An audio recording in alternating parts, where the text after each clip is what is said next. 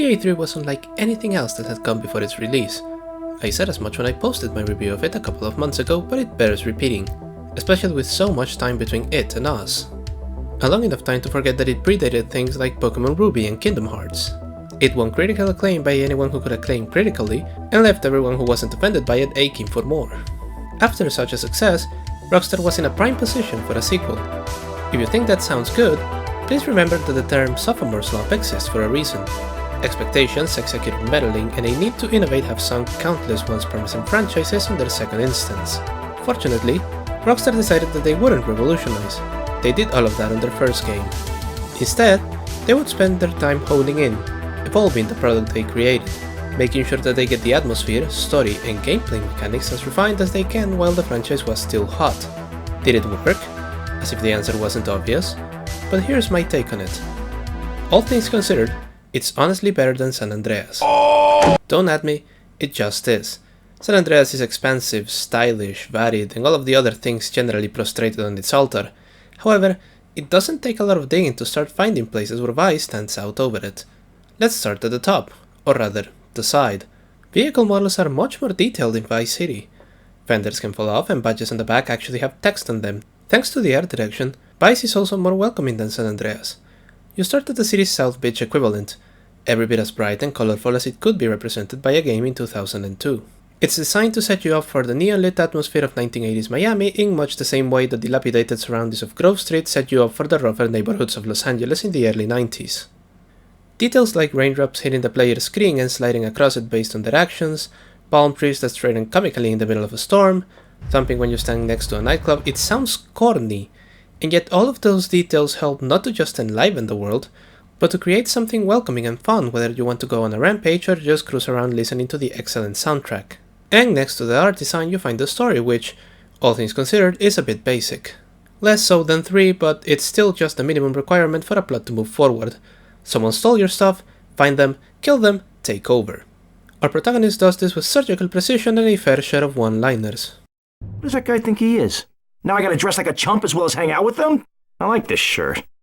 What's that guy think this is, some fruity art crap? Geez, like anyone ever watched movies about fish? The last thing I needed was this. Maybe the last thing I needed was an enema, but this comes close. Ray Liotta may not have understood the popularity of video games or who would play them, but he still understood how to nail a performance. A tough one too. Voicing an East Coast street thug with enough humanity to suss out the personality and prevent him from becoming the homicidal empty shell that our last protagonist was. Our supporting cast also gets an upgrade.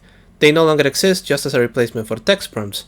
Whereas on 3 you may get the occasional joke as an afterthought to the mission briefing, here the balance has shifted to amusing characters first and mission givers hopefully. From the eternally coke Ricardo Diaz to charming mentor Avery Carrington to...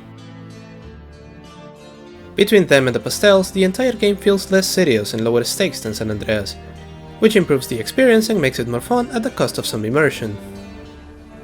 So we're playing this on PC of course, and using REVC. This is not the easiest way to play it, that would mean getting a PS2 copy and using an emulator, but REVC benefits from a lot of things that you don't get there.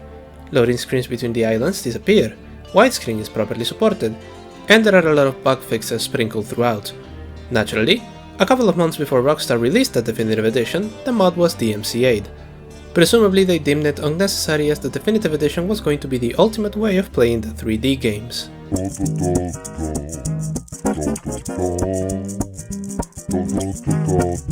Fortunately, I still have a copy of the game and the mod from before that mistake, so running it is a breeze. What are you gonna do? I'll drop by your office tomorrow and we can start sorting this mess out. Lied Tommy. I'm going for 100% on this one, and in order to maintain traditions, the first thing I have to do is get myself fireproof. It's less worthwhile here, but it's at least an option so we're doing it. Rockstar apparently decided that it wouldn't be a good idea for us to become fireproof right at the start of the game, so they put the only fire station on the other side of the map and they don't have any weapon pickups that could actually summon a fire truck. Unfortunately, they forgot this rampage.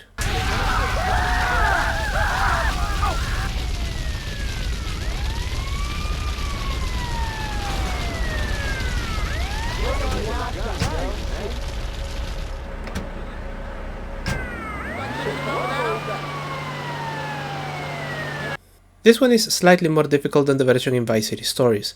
Mostly because this is their first try at it, and so they only occasionally stun lock people when you hit them with the water cannon. Hidden packages are always a good one to do. Use a map. This time not because nobody cares whether you do or not, but because the in-game map doesn't keep track of the ones you've found, so you may want to have somewhere else to piece it out. Some of the hidden packages are only accessible by helicopter, which means you won't be able to get them right now, further escalating confusion. Some of them you might want to do some story missions before getting them, like the ones on the golf course. Me, I just...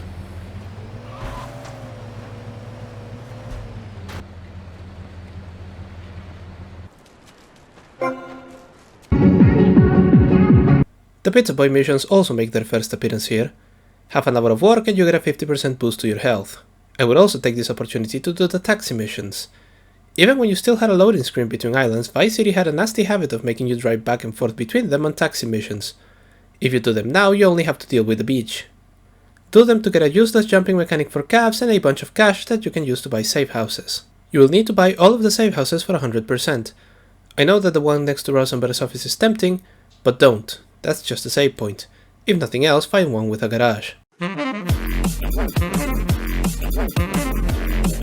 Vigilante!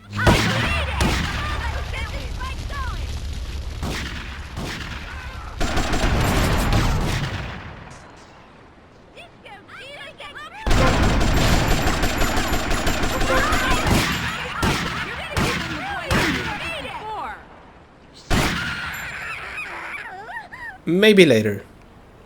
Okay, let's get this show on the road. One thing you gotta realize about this town, you gotta pack some heat. Alright, you weren't there when I showed Leo my heat.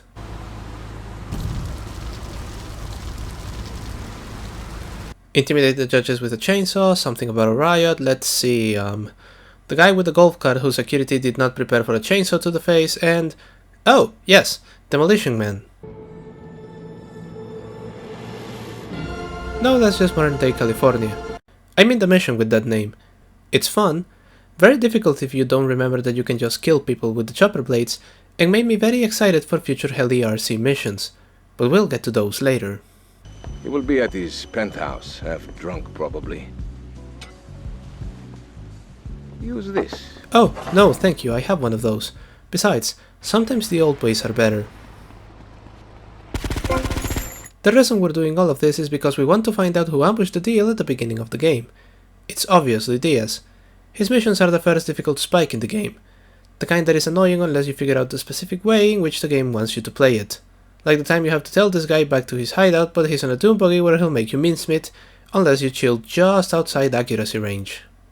Then you have to clear the hideout you follow him to. You'll get immediately ambushed if you just walk in, so first person shooting and cover are your friends. Fortunately, after that you get a simple mission where you just have to pick a boat and god damn it!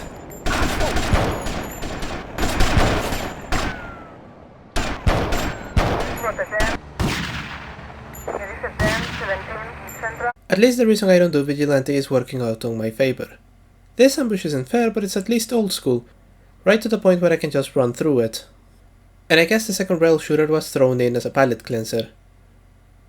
Those last missions opened the entire map, so the first thing I did, after clearing some minor business, is to get into unfinished business. The VCM building will always have a smaller, more maneuverable version of the Maverick on its roof. Ignore it, buy the Hyman condo and all of its garages, and take the helicopter on the roof. It's the 80s. Journalists are still a relatively respectable bunch, so they don't need you just barging in and stealing their shit. Okay, I still get it a couple of times, but that's just because I couldn't be bothered to drive one more block for the normal Maverick. Time to get all of those missing packages. 50 gives you the best sniper rifle in the game, 60 gives you the minigun. I expect this was a mistake because 70 packages in they give you the rocket launcher, which is worse in every single way unless you absolutely enjoy suicide by splash damage. And beyond that they just run out of weapon rewards.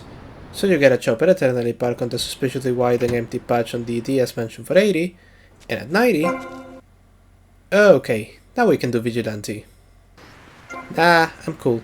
The tank will do nicely. I may have actually set myself up for failure in this one, but doing Vigilante and the tank is much easier than doing it on a normal car. That is to say, it brings the difficulty down from hope the RNG loves you to anger inducing. The tank is slow, which you'll find makes catching bad guys difficult. And if you use the turret to speed up, your wanted level goes up, which means that pretty soon your biggest enemy is the swarms of FBI that will spawn and get you insta-busted because the doors are the only non-indestructible bit of the car. Guys, I'm telling you to chill, the perps have shotguns that can literally two-shot you. Just let me do my work. So with that done, I get to live Sam Hauser's fantasy of killing the competition, and then we go back to the plot. Is that a good thing? Of course, although I'm starting to think that Diaz was responsible for our unfortunate loss. No! The colonel wants some military hardware, and this is where I die for the first time in this game.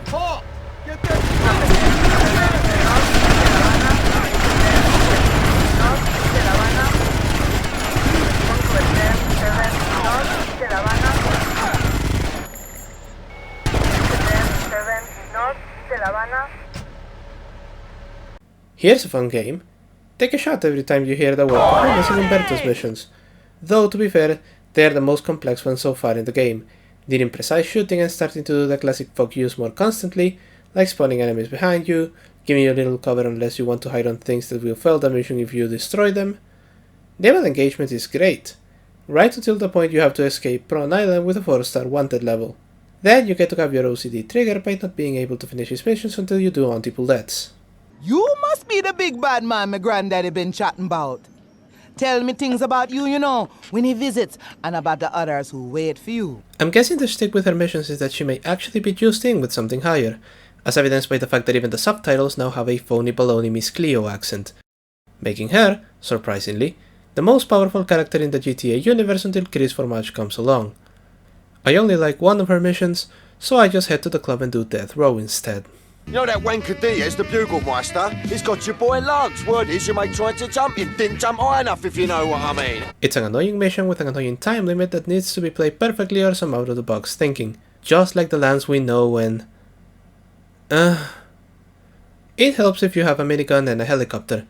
That way you can pass it even if you forget how to land your helicopter and still have to carry Lance to the hospital by car. So please hurry, tell me I need you, alright? I hate the damn French. Curiously enough, I found that the easiest way to do Juju Scramble is to not even bother with a car. Run to the pickups and you should be able to pass without too much damage to your health. Then you get her one good mission, bombs away. You get to wreak havoc on unsuspecting Cubans with toy aeroplanes. A great example of how to do a mission like this that Rockstar conveniently forgot by the time their follow-up came along. Also some bullshit with a sniper rifle.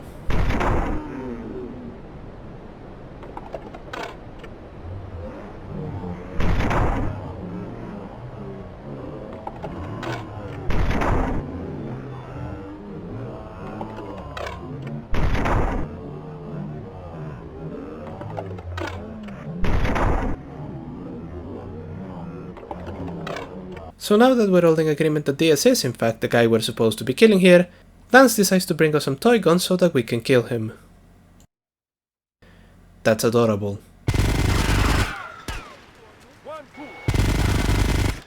Diaz himself decides to take you with a machine gun. It doesn't work out great for him. You real fool! Eat this, you murdering bastards!